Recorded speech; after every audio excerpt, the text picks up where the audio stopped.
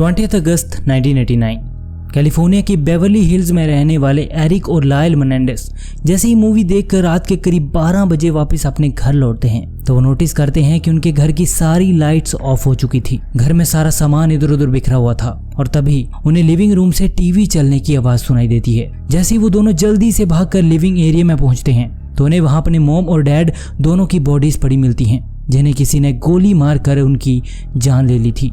जिसके बाद वहां पुलिस को बुलाया जाता है and from every possible angle police started the investigation. Starting में तो पुलिस को उस घर से ऐसा कोई भी सुराग या फिर क्लू नहीं मिलता जिससे ये पता चल सके कि आखिर इस घटना को अंजाम देने वाला कौन था। टाइम के साथ साथ अब पुलिस के ऊपर भी प्रेशर बढ़ता जा रहा था, लेकिन पुलिस को कहीं से भी कोई कामयाबी नहीं मिल पा रही थी। इस घटना के बाद से उस एरिया में रहने वाले सभी लोगों के मन में डर बैठ गया था। लोग अपने ही घरों में अनसेफ फील कर रहे थे और फिर इस घटना के कुछ ही महीनों के बाद फाइनली पुलिस द्वारा उन किलर्स को अरेस्ट कर लिया जाता है जो कि मिस्टर एंड मिसेस मेनेंडेस की मौत के जिम्मेदार थे। ये केस 90s में बहुत ज्यादा फेमस हुआ था क्योंकि ये उन केसेस में से एक था जिन्हें मीडिया की अच्छी खासी कवरेज मिली थी, क्योंकि ये घटना अमेरिका की सबसे पॉश और सेफ माने जाने वाले बेवर्ली हिल्स में हुई थी और इसीलिए लोगों की दिलचस्पी इस केस में और ज्यादा बढ़ गई थी। So hello guys, welcome back to my channel Behind the Crime. My name is Surjit and let's talk about today's case which revolves around Menendez family of Beverly Hills.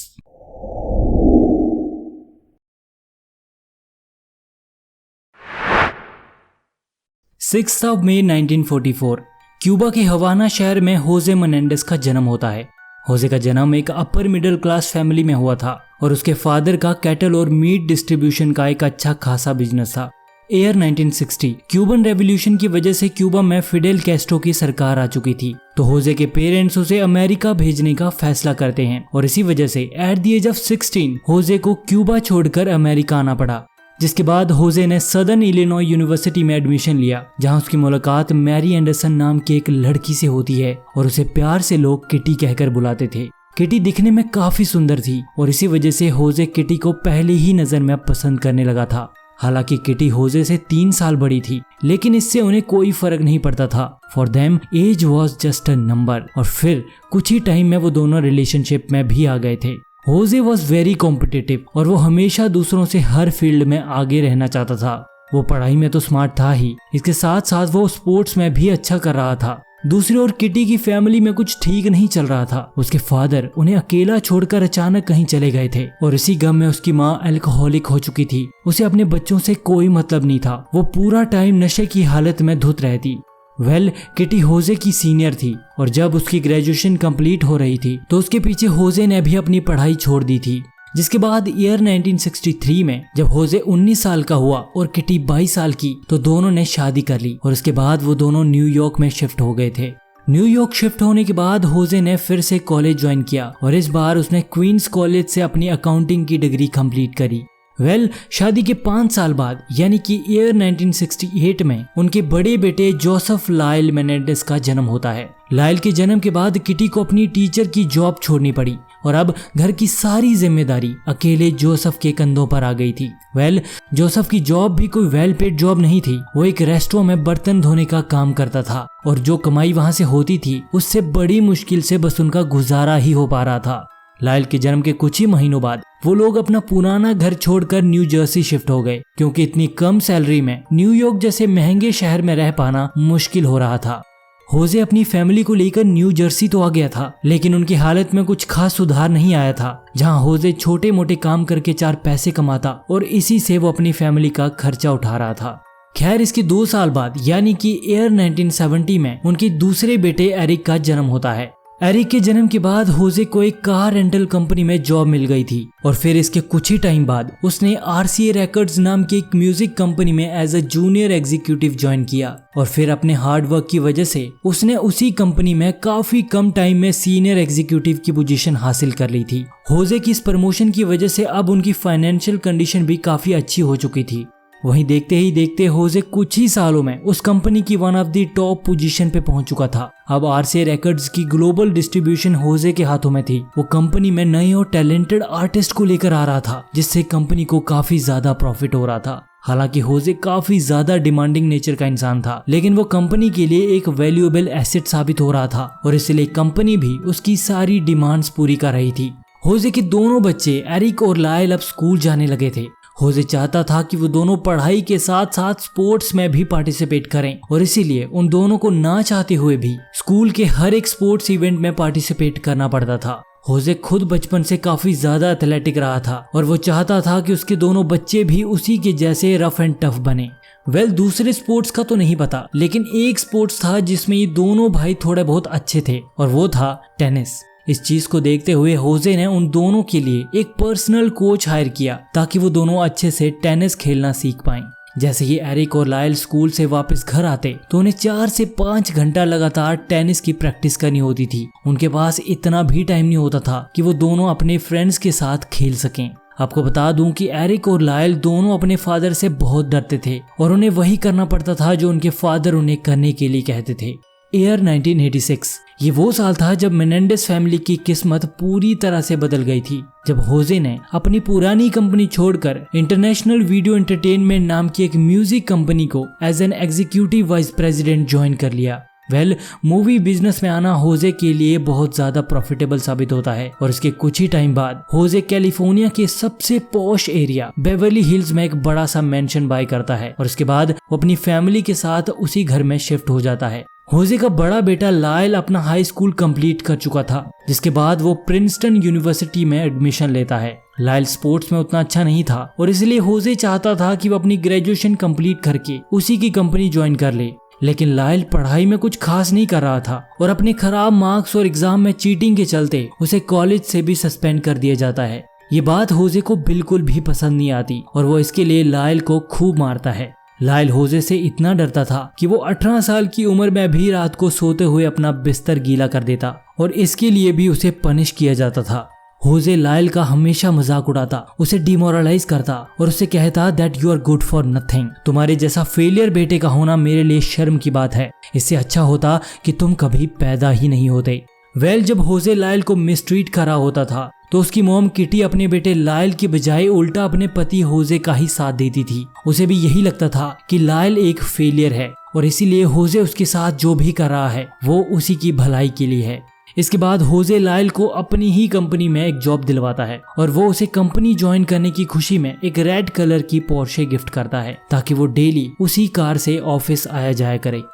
Office में Lyell का behaviour बहुत ज्यादा unprofessional था। वो वहाँ किसी से भी ढंग से बात नहीं करता और बिना किसी को इन्फॉर्म किए वो ऑफिस से छुट्टी करके बस इधर उधर घूमता रहता था। लेकिन वहीं दूसरी ओर लायल का छोटा बेटा एरिक अभी हाई स्कूल में ही था। पढ़ाई में वो भी कुछ खास नहीं था, लेकिन वो टेनिस में बहुत अच्छा परफॉर्म कर रहा था। यूएस की नेशनल जूनियर टेनिस टीम में उसकी रैंकिंग 44 थी और वो इस साल जूनियर चैंपियनशिप के सेमीफाइनल में भी पहुंचा था। होजे जिस कंपनी में काम करता था वहां की टॉप मैनेजमेंट उससे काफी इम्प्रेस रहती थी, लेकिन उसके नीचे काम करने वाले लोग उससे बिल्कुल भी खुश नहीं थे और इसका सबसे बड़ा रीजन था उसका काम करने का तरीका, जो कि बिल्कुल भी सही नहीं था। वो अपने एम्प्लॉइज को ओवर टाइम करने के लिए फोर्स करता और वो भी बिना इस बात पर ध्यान दिए कि इसका उन एम्प्लॉइज पर क्या असर पड़ रहा है। एक बार हद तो तब हुई जब उसने एक प्रेग्नेंट एम्प्लॉय को पूरे 14 घंटों तक ऑफिस में रोक के रखा। उसका कहना था कि जब तक तुम्हारा काम पूरा नहीं हो जाता तब तक तुम यहाँ से नहीं जा सकती। वहीं जब उस फीमेल एम्प्लॉय ने होजे की कंप्लेंट करी तो उल्टा उस एम्प्लॉय को ही कंपनी से बाहर निकाल दिया गया था। इन हिज पर्सनल लाइफ होजे के कई सारे एक्स्ट्रा मैरिटल अफेयर भी रहे थे और ये बात उसकी वाइफ किटी भी जानती थी, लेकिन उसने कभी होजे को इस बात के लिए कन्फ्रंट नहीं किया और ना ही उसने उसे रोकने की कभी कोई कोशिश की थी। होजे एक ऐसा इंसान था जिससे डरते तो सभी थे, लेकिन कोई भी उसकी रिस्पेक्ट नहीं करता था, ना तो उसके अपने बच्चे और ना ही उसके साथ काम करने वाले उसके एम्प्लॉइज।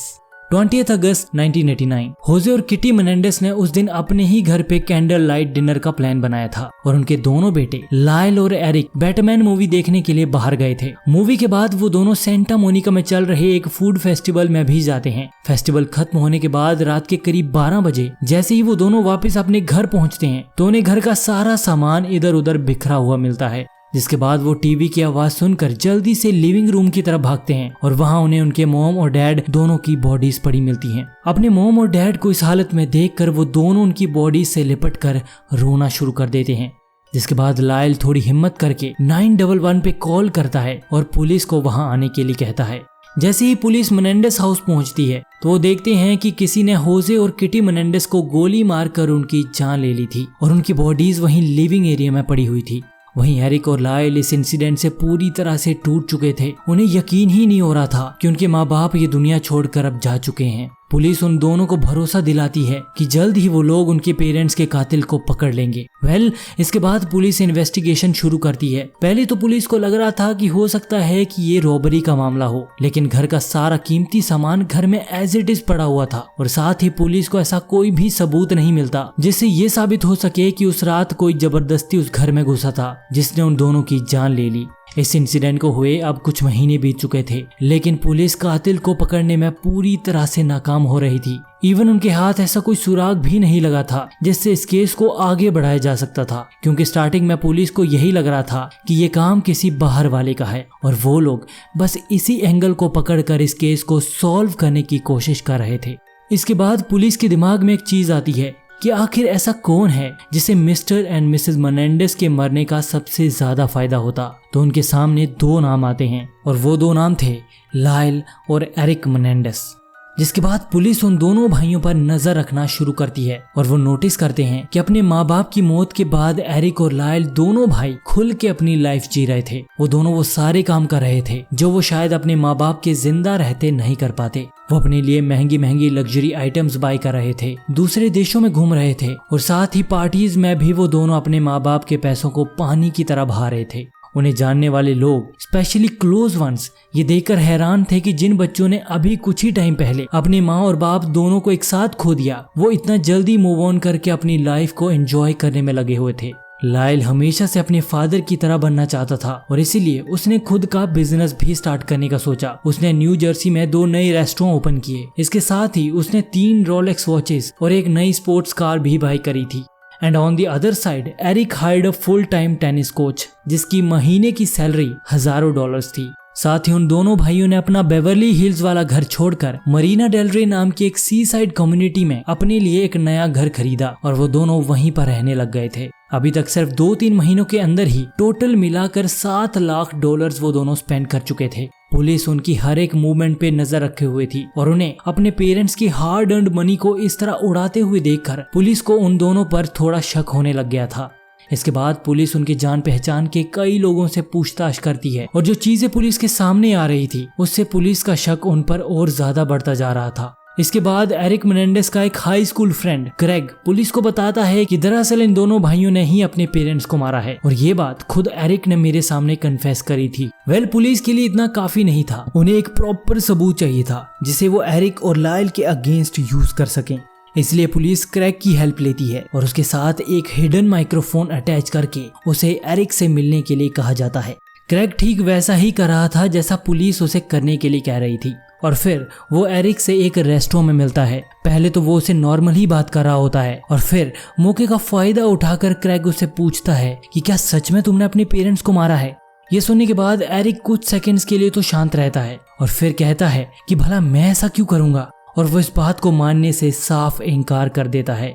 इसके बाद दूसरे भाई लायल का भी एक फ्रेंड सामने आता है। वो पुलिस को बताता है कि अपने पेरेंट्स की मौत के 1 हफ्ते बाद लायल ने एक कंप्यूटर एक्सपर्ट हायर करके अपने फादर के कंप्यूटर में से कुछ फाइल्स डिलीट करवाई थी। मैं नहीं जानता कि उन फाइल्स में ऐसा क्या था, लेकिन लायल इस बात को लेकर काफी ज्यादा परेशान था। पुलिस को किसी भी हालत में एक सॉलिड एविडेंस चाहिए था जिसके बेसिस पर वो उन दोनों भाइयों के खिलाफ अरेस्ट वारंट निकाल सकें। और फिर जोडेला स्मिथ नाम की एक औरत पुलिस को बताती है कि दरअसल लायल और एरिक मेनेंडेस ने ही अपने पेरेंट्स को मारा है और ये बात मुझे मेरे एक्स बॉयफ्रेंड डॉक्टर जेरोम ओजियल ने खुद बताई थी, जो कि उन दोनों भाइयों का साइकोलॉजिस्ट है। आपको बता दूं कि होजे और किटी मेनेंडेस की मौत के बाद दोनों भाई डॉक्टर ओजियल के पास थेरेपी सेशन ले रहे थे और एक दिन जब सेशन के दौरान एरिक डॉक्टर ओजियल के सामने ये बात कन्फेस करता है कि उन दोनों भाइयों ने मिलकर अपने पेरेंट्स को मारा है, तो उसका ये कन्फेशन डॉक्टर ओजियल ने उस दिन रिकॉर्ड कर लिया था। ये चीज इस केस का टर्निंग पॉइंट साबित होती है। And then 8 March 1990 police Lyle Menendez को उसके बेवर्ली हिल्स वाले घर से अरेस्ट कर लेती है और उसके 3 दिन बाद जब एरिक इजराइल से अपना टेनिस टूर्नामेंट खेलकर वापस आता है तो पुलिस द्वारा उसे भी एयरपोर्ट पर अरेस्ट कर लिया जाता है। 20 जुलाई 1993 कोर्ट में एरिक और लायल दोनों भाइयों के अगेंस्ट ट्रायल शुरू होता है। और आपको बता दूं कि ये केस नेशनल टीवी पे ब्रॉडकास्ट होने वाला था, जिसकी वजह से लोगों का इस केस में इंटरेस्ट बन गया था और वो जानना चाहते थे कि आखिर इन दोनों भाइयों ने अपने माँ बाप को क्यों मारा। ट्रायल के पहले ही दिन डॉक्टर ओजेल को कोर्ट में बुलाया जाता है और वो कहता है कि एरिक मेनेंडेस ने खुद मेरे सामने ये कन्फेस किया था कि उसी ने होजे और किटी मेनेंडेस की जान ली है। जब एरिक उसके सामने ये बात कन्फेस कर रहा था तो डॉक्टर ओजेल ने बड़ी चालाकी से इस कन्वर्सेशन को रिकॉर्ड कर लिया था, जिसके बाद कोर्ट में उस रिकॉर्डिंग को चलाया जाता है, जिससे पता चलता है कि उस रात होजे और किटी ने अपने घर पे ही एक छोटी सी डेट प्लान करी थी। तभी अचानक से दोनों भाई बाहर अपनी कार में से शॉर्ट गन्स लेकर घर में घुसते हैं और बड़ा भाई लायल लिविंग एरिया में टीवी देख रहे अपने डैड के सर पर पीछे से फायर कर देता है, जिससे होजे मेनेंडेस की मौके पर ही मौत हो जाती है। ये देखकर उनकी माँ किटी डर के मारे चिल्लाते हुए वहां से भागने की कोशिश करती है, लेकिन उसे वहां से भागते हुए देखकर दोनों एक साथ उस पे मल्टीपल फायर करते हैं, जिससे किटी भी मारी जाती है। इसके बाद दोनों भाई मूवी देखने के लिए घर से निकल जाते हैं। मूवी के बाद वो दोनों टेस्ट ऑफ एलए नाम के एक फूड फेस्टिवल में भी जाते हैं। ये सब के बाद जब रात के करीब 12 बजे वो दोनों घर पहुंचते हैं तो लायल रोने की एक्टिंग करते हुए पुलिस को कॉल करके वहां आने के लिए कहता है। ये सब नाटक उन्होंने इसीलिए किया था ताकि सबको यही लगे कि जब ये घटना हुई तो वो दोनों भाई घर पे नहीं थे, और इस बात को प्रूव करने के लिए उनके पास मूवी और उस फूड फेस्टिवल की टिकट्स भी मौजूद थी। जब पुलिस वहां पहुंची तो होजे और किटी की बॉडीज को देखकर वो सभी लोग शॉक में थे। दोनों की हालत इतनी ज्यादा खराब थी कि उन्हें पहचान पाना भी मुश्किल हो रहा था। पुलिस ने घर पे मौजूद हर एक चीज को अच्छे से चेक किया था सिवाय लायल की पोर्शे के, और अगर उस दिन उस गाड़ी को चेक कर लिया गया होता तो उन्हें उसमें मर्डर वेपन जरूर मिल जाते, क्योंकि अपने माँ बाप को ठिकाने लगाने के बाद लायल ने वो दोनों शॉटगन्स उसी कार में छिपा कर रखी थी। अब ये तो साफ हो चुका था कि होजे और किटी मेनेंडेस को मारने वाले उनके अपने सगे बेटे थे, लेकिन उन दोनों ने ऐसा किया क्यों था, इस राज से पर्दा उठना अभी भी बाकी था। इसके बाद एरिक मेनेंडेस को जज के सामने पेश किया जाता है और वहां उससे पूछा जाता है कि आखिर ऐसी कौन सी वजह थी जो तुमने अपने ही माँ बाप को मारने से पहले एक बार भी नहीं सोचा। ये सवाल सुनते ही एरिक इमोशनल होकर रोना शुरू कर देता है और फिर कहता है कि हमारे पास ये करने के अलावा और कोई रास्ता नहीं बचा था। दरअसल मेरे फादर होजे मेनेंडेस हम दोनों को जान से मारना चाहते थे, क्योंकि उन्हें डर था कि उन्होंने जो गलत काम हम दोनों के साथ किए थे कहीं वो दुनिया के सामने ना जाएं, और अगर ऐसा हो जाता तो ये चीज उनकी इमेज को खराब कर सकती थी, और वो ऐसा हरगिज नहीं चाहते थे। दरअसल होजे मेनेंडेस अपने दोनों बेटों के साथ बचपन से ही गलत काम करता आ रहा था। वो उन दोनों से जबरदस्ती अपने प्राइवेट पार्ट की मसाज करवाता और फिर वो सेम हरकत उनके साथ भी किया करता था। सबसे पहले उसने अपने बड़े बेटे लायल को अपना शिकार बनाया और फिर उसने अपने छोटे बेटे एरिक को भी सब में इन्वॉल्व कर लिया था। घर में पुलिस चेकिंग के दौरान किटी की अलमीरा से एरिक और लायल के बहुत से फोटोग्राफ्स मिले थे, जिसमें उन्होंने कोई भी कपड़ा नहीं पहन रखा था। एक्चुअली होजे उन दोनों की नहाते टाइम फोटोज क्लिक किया करता था, और जब लायल या फिर एरिक में से कोई भी फोटोज क्लिक करवाने से मना करता तो होजे इसके लिए भी उन्हें पनिशमेंट देता था। होजे की हरकतों के बारे में उसकी वाइफ किटी भी सब जानती थी, लेकिन उसने कभी भी अपने बच्चों के लिए होजे के खिलाफ आवाज नहीं उठाई। होजे रात को अक्सर उनके रूम में जाता और उन्हें ओरल करने के लिए फोर्स करता, यहाँ तक कि उन दोनों ने कोर्ट में ये भी बताया था कि होजे उन्हें अब्यूज करने के लिए कुछ टूल्स और इवन की टूथब्रश का भी इस्तेमाल करता था, और जब वो दोनों उसके साथ कोऑपरेट नहीं करते तो वो चाकू की नोक पर उन्हें ये सब करने के लिए मजबूर करता था। वो इस बारे में अपनी माँ को भी बताने की कोशिश करते हैं, लेकिन किटी अक्सर ये कहकर उनकी बात को टाल दिया करती कि वो तुम्हारे फादर हैं, वो तुम्हारे साथ कोई गलत काम नहीं करेंगे, और ये जो भी हो रहा है ये सब तुम्हारी भलाई के लिए हो रहा है। इतना सब के बाद उन दोनों भाइयों के मन में अपने माँ बाप के लिए नफरत पैदा हो गई थी। एक बार जब लायल करीबन 12 साल का था तो उसने इस बारे में अपनी एक कजन डायन मोलन को भी बताया था कि कैसे होजे रात को उसके रूम में आकर उसके साथ गलत हरकतें करता है, लेकिन उस वक्त डायन खुद छोटी थी और लायल उसे जो बता रहा था उसे उस पर यकीन करना थोड़ा मुश्किल हो रहा था। इसके बाद डायन ने किटी को भी इस बारे में इन्फॉर्म किया था, लेकिन किटी ने उस टाइम भी इस बात को टाल दिया था। वहीं जब होजे को इस बारे में पता चला तो उसके बाद उसने लायल को खूब पीटा था और उसे धमकी देते हुए कहा था कि अगर तुमने दोबारा किसी को कुछ भी बताने की कोशिश की तो मैं तुम्हें जान से मार दूंगा। इसके साथ ही कोर्ट में लायल ने यह भी बताया था कि जब वो अपनी टीनेज में पहुंचा ही था तो उसने वो सेम चीज जो होजे उसके साथ किया करता था उसने अपने छोटे भाई एरिक के साथ भी करी थी, क्योंकि उसे जानना था कि आखिर ये सब करने से ऐसा क्या होता है जो उसका बाप होजे बार बार उसके साथ ये सब कर रहा है। इसके बाद उनके एक और कजन एलन ने भी ये चीज नोटिस करी थी कि होजे लायल को अक्सर अपने साथ वॉशरूम में लेकर जाता, जहां वो दोनों एक साथ नहाते थे और वो भी बिना कपड़ों के। वहीं एलन ने जब ये चीज होते हुए देखी तो उसे होजे का ये बिहेवियर काफी ज्यादा वियर्ड और क्रीपी लगा। उसने लायल से भी इस बारे में बात करने की कोशिश की थी, लेकिन लायल ने होजे के डर से उसे कुछ भी बताने से साफ इनकार कर दिया था। बाहर से देखने पर मेनेंडेस फैमिली एकदम पिक्चर परफेक्ट फैमिली लगती थी, लेकिन कोई ये बात नहीं जानता था कि कैसे होजे अपने ही बच्चों को इतने सालों से मिसट्रीट करता आ रहा था। खैर, इसके कुछ ही सालों बाद जब लायल अपना हाई स्कूल कंप्लीट करके यूनिवर्सिटी गया तो फाइनली इतने सालों के अब्यूज के बाद लायल को आजादी से सांस लेने का मौका मिला था। लेकिन उसके यूनिवर्सिटी जाते ही होजे पहले जो सब लायल के साथ किया करता था, अब वो अपनी सारी भड़ास एरिक के ऊपर निकालना शुरू हो गया था। एरिक के लिए ये सब सहन करना काफी ज्यादा मुश्किल हो रहा था और फिर उसने इस सब के बारे में अपने बड़े भाई लायल के साथ शेयर किया। कहीं ना कहीं लायल को इस बात का अंदाजा था कि एरिक के साथ भी गलत हो रहा है, क्योंकि उसने कई दफा उसके रूम से भी आवाजें आती हुई सुनी थी। इसके बाद लायल होजे के रूम में जाकर उसे कन्फ्रंट करता है और कहता है कि मैं जानता हूँ कि आप एरिक के साथ क्या कर रहे हो, और अगर ये सब जल्दी ही बंद नहीं हुआ तो मैं आपकी सच्चाई पूरी दुनिया को बता दूंगा। उसे इस तरह बात करते हुए देखकर होजे गुस्से में उसे कहता है कि अगर तुमने गलती से भी इस बारे में किसी को बताने की कोशिश भी की तो मैं तुम दोनों भाइयों की जान ले लूंगा। दोनों भाई अब समझ चुके थे कि होजे अपनी हरकतों से बाज नहीं आने वाला, और इससे पहले कि वो उन्हें मार डाले उन्हें उसे ठिकाने लगाना ही होगा। जिसके बाद एरिक और लायल 18 अगस्त को 2 शॉटगन्स बाय करते हैं और फिर पूरी प्लानिंग के साथ 2 दिन बाद होजे और किटी मेनेंडेस को जान से मार दिया जाता है। ये तो प्रूफ हो चुका था कि एरिक और लायल ने ही अपने पेरेंट्स को मारा है, लेकिन अब सारी बहस इस बात को लेकर थी कि उन्हें सजा किस बेसिस पर दी जाए। क्या जज को पनिशमेंट देते टाइम इस बात को कंसीडर करना चाहिए कि होजे मेनेंडेस ने इतने सालों तक अपने बेटों को अब्यूज किया था। जिसके बाद इस केस का फैसला करने के लिए 12 मेंबर्स की एक जूरी बैठाई जाती है, लेकिन इस केस में जूरी किसी एक नतीजे पर नहीं पहुंच पा रही थी। कुछ जूरी मेंबर्स एरिक और लायल के फेवर में थे और उनका कहना था कि उन दोनों के साथ गलत हुआ था और डर के मारे अपनी जान बचाने के लिए उन्होंने अपने पेरेंट्स को मारा। लेकिन वहीं उनमें से कुछ जूरी मेंबर्स को ये लग रहा था कि उन दोनों भाइयों ने प्रॉपर्टी के लालच में आकर अपने पेरेंट्स को मारा है और अब सजा से बचने के लिए वो दोनों कोर्ट में झूठी कहानी सुना रहे हैं। एट द एंड जब जूरी किसी एक नतीजे पर नहीं पहुंच पाती तो इस पहले ट्रायल को ईयर 1994 में मिस ट्रायल डिक्लेयर कर दिया जाता है। इसके कुछ महीनों बाद ईयर 1995 में इस केस का सेकंड ट्रायल शुरू होता है और इस बार कोर्ट इस चीज को सिरे से नकार देती है कि एरिक और लायल को होजे द्वारा अब्यूज किया गया था, जबकि इसके कई सारे एविडेंस कोर्ट में पेश भी किए गए थे। अब जूरी के सामने एक ही ऑप्शन था जिसके बेसिस पर उन दोनों की सजा तय की जानी थी, और वो ऑप्शन ये था कि क्या एरिक और लायल ने अपने पेरेंट्स को मारा है या नहीं। जिसके बाद सभी जूरी मेंबर्स एक मत होकर एरिक और लायल के अगेंस्ट वोट करते हैं और उन दोनों भाइयों को फर्स्ट डिग्री मर्डर में दोषी पाया जाता है, जिसकी वजह से उन्हें ईयर 1996 में उम्र कैद की सजा सुना दी जाती है।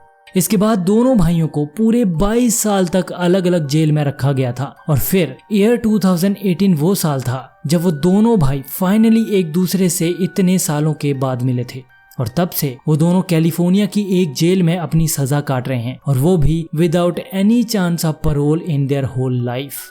मेनेंडेस फैमिली बाहर से देखने पर एक पिक्चर परफेक्ट फैमिली लगती थी। उनके पास सब कुछ था, पैसा, नाम, शोहरत, लेकिन उस घर की 4 दीवारी के अंदर जो होता आ रहा था उसने इस फैमिली को बर्बाद करके रख दिया। गाइज, आप लोग अपना ओपिनियन कमेंट सेक्शन में जरूर बताइएगा कि आप लोग क्या सोचते हो। क्या सच में होजे एरिक और लायल के साथ गलत काम कर रहा था और उसकी इन्हीं हरकतों से तंग आकर उन्होंने उसकी जान ले ली, या फिर वो दोनों भाई सजा से बचने के लिए कोर्ट में बस एक मनगढ़ंत कहानी सुना रहे थे। इसी के साथ ये केस यहीं पर समाप्त होता है। अब मिलते हैं आपको नेक्स्ट वीडियो में। Till then, good bye.